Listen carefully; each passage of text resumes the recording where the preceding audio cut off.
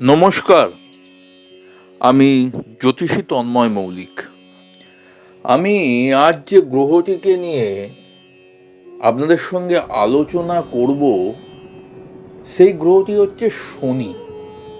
আমাদের জন্মছকের সব থেকে ইম্পর্টেন্ট প্ল্যানেট শনি। কিন্তু শনি নামটা শুনলেই আমরা খুব ভয় পেয়ে যাই। শনি মানেই দুঃখ, শনি মানেই দারিদ্র, শনি মানেই যন্ত্রণা, শনি মানেই অন্ধকার। কিন্তু আমরা পৃথিবীতে যা কিছু ভালো জিনিস অ্যাচিভ করি, সেটা কিন্তু আমাদের শনি প্রদান করে থাকে। শনি কখন ভালো ফল দেয়, শনি কখন খারাপ ফল দেয়, এই যে শনি সাড়ে সাতি, সবার কি খারাপ যায়? সম্পূর্ণ ভুল কথা, সবার খারাপ যায় না। শনি সাড়ে সাতিতে মানুষ প্রচণ্ডভাবে উন্নতি করে থাকে, কিন্তু সবাই নয়। কারা করে সেটা আমি আজ আপনাদের বলবো। কিন্তু শনি সাড়ে সাতির যখন সেকেন্ড ফেজ চলে, তখন 100% খারাপ না গেলেও 30% কিছু বাধা বিঘ্নের মধ্যে আপনাকে যেতে হয়। কিন্তু 7.5 বছরই আপনার খারাপ যাবে, এটা সম্পূর্ণ ভুল কথা। আগে বুঝতে হবে যে শনির নেচার কি। শনি হচ্ছে একটা আধ্যাত্মিক প্ল্যানেট, আধ্যাত্মিক গ্রহ। শনিকে বলা হয় কর্মফল দেবতা। আপনি যেমন কর্ম করবেন তেমন ফল পাবেন। সে আপনি হোমযজ্ঞ করুন বা আপনি স্টোন পড়ুন, যা ইচ্ছা করুন, কিন্তু কর্মটা আপনাকে ভালো করতে হবে। শনি চায় আপনি সৎ কর্মে লিপ্ত থাকুন। শনি চায় আপনি পরিশ্রমী হন। শনি চায় যে আপনি হয়তো সারাদিন পর কোনো আয় রোজগার করতে পারলেন না, কিন্তু যেন আপনার পথটা যেন অনেস্ট থাকে, সততার পথে। আপনাকে যারা সৎ পথে চলে তাদের জন্মছকে শনি সব থেকে গুরুত্বপূর্ণ প্ল্যানেট, এবং শনি তাকে ফল দিয়ে থাকে। যদি আপনি বাজে কর্মে লিপ্ত হন, মানুষজনের সঙ্গে প্রতারণা করে চলতে থাকেন, আমি এমনও দেখেছি যে কোনো একজন ব্যক্তি, আমি তার নাম বলতে চাই না, সে আমারও ক্লায়েন্ট নয়, কিন্তু আমার পরিচিত, সারা জীবন চিটিংবাজি করে চলেছে, সারা জীবন। কিন্তু তার হাতে 5 লাখ টাকার নীলা রয়েছে, 5 lakhs নীলা রয়েছে। সারা জীবন অনেক জনের সঙ্গে প্রতারণা করেছে, কিন্তু সাড়ে সাতি পড়ে যাওয়ার পরে সে এখন রাস্তার ভিখারি। তার নীলা, তার যোগ্য কিছু তাকে বাঁচাতে পারেনি। শনির রোষে যদি আপনি পড়ে যান, তাহলে কিন্তু আপনাকে কেউ বাঁচাতে পারবে না, কোনো দেবতার ক্ষমতা নেই। সৎ কর্ম আপনাকে করতে হবেই। আপনি যেমন কর্ম করবেন তেমন শনি আপনাকে ফল প্রদান করবে। এই যে শনি সাড়ে সাতি, লোকে ভয় পায় যে শনি সাড়ে সাতি পড়েছে মানেই আমার বিপদ। শনি সাড়ে সাতিতে আপনার কর্মের ফল প্রদান করে। ওই যে 7.5 বছর শনি সাড়ে সাতিটা চলছে, এই 7.5 বছর শনি জাজমেন্ট করে যে আপনি এতদিন কি কর্ম করে এসেছেন, ভালো না খারাপ। সাড়ে সাতিতে আপনার গুরুহানি হবে যদি আপনার 26 ঊর্ধ্ব বয়স হয়ে থাকে, যদি আপনার বাড়ির কোনো গুরুস্থানীয় ব্যক্তি, তার যদি শরীর স্বাস্থ্য অবনতি হয়ে থাকে, সাড়ে সাতিতে তিনি পরলোক গমন করবেন, এটা 100%। সাড়ে সাতিতে আপনার 30% একটু বাধা বিঘ্নের মধ্যে চলতে হবে, কিন্তু সাড়ে সাতিতে আপনার যে মাটিতে লুটিয়ে যাবেন তা কিন্তু নয়। আপনি যেমন কর্ম করবেন তেমন ফল পাবেন। শনি চায় মানুষ সৎ পথে চলুক, শনি চায় মানুষ পরিশ্রমী হোক, শনি চায় আপনি মানুষ, কোনো অসহায় মানুষ আপনার সামনে এলো, আপনার সামর্থ্য আছে, তবুও আপনি যাকে মুখ ফিরিয়ে নিলেন, কিন্তু 7.5-তে শনি আপনাকে এর প্রতিশোধ নেবে। আপনি কোনো অসহায় মানুষের পাশে গিয়ে যদি দাঁড়ান, সত্যি তার প্রয়োজন, তাকে হেল্প করেন, সেই মানুষ আপনার সঙ্গে বেইমানি করতে পারে, কিন্তু শনি মহারাজ বেইমানি করবে না।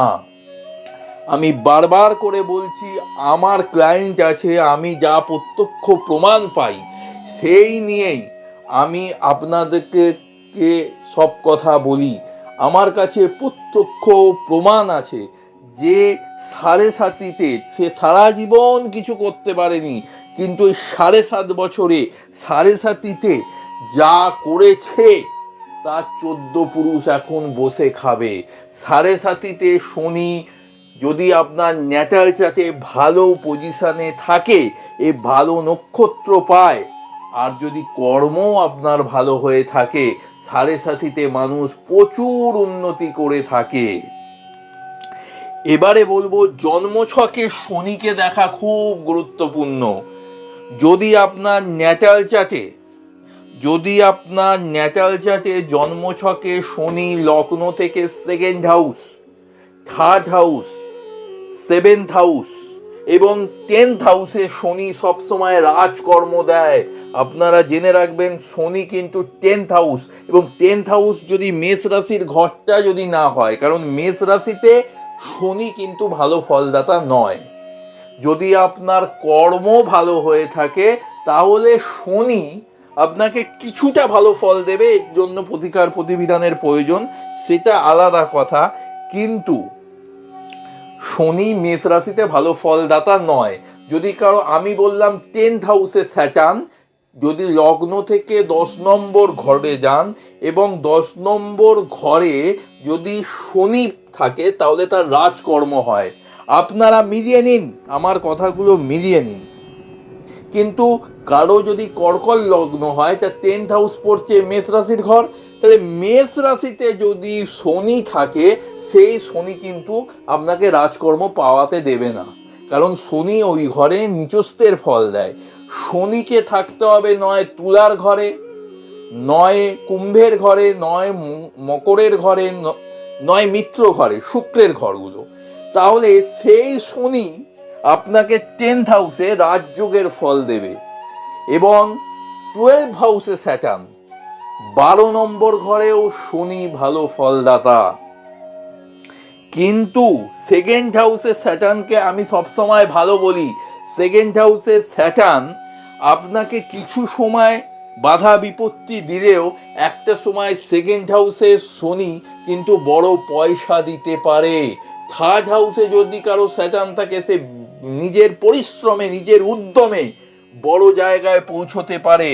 7th হাউসে স্যাটার্ন যারই থাকবে, 7th হাউসে যদি কারো শনি থাকে এবং ঘরটা যদি শনির মিত্র ঘর হয়, এবং শনি যদি শনির নক্ষত্রেই থাকে, আপনারা মেলান, লগ্নের 7th হাউসে স্যাটার্ন তার বিবাহিত জীবনকে ড্যামেজ করতে পারে, কিন্তু তার কর্মজগতে প্রতিষ্ঠা দেবে 7th হাউসে স্যাটার্ন। যদি কারো 12 হাউসে স্যাটার্ন থাকে, 12 হাউস, সেই স্যাটার্ন আপনাকে বড় জায়গায় নিয়ে যাবে আধ্যাত্মিক পথে। যারা বড় বড় সাধু সন্ন্যাসী, তাদের জন্মছকে দেখলে ম্যাক্সিমাম জন্মছকে 12 হাউসে স্যাটার্ন থাকে। স্যাটার্ন এই ঘরগুলোয় ভালো ফল দেয়।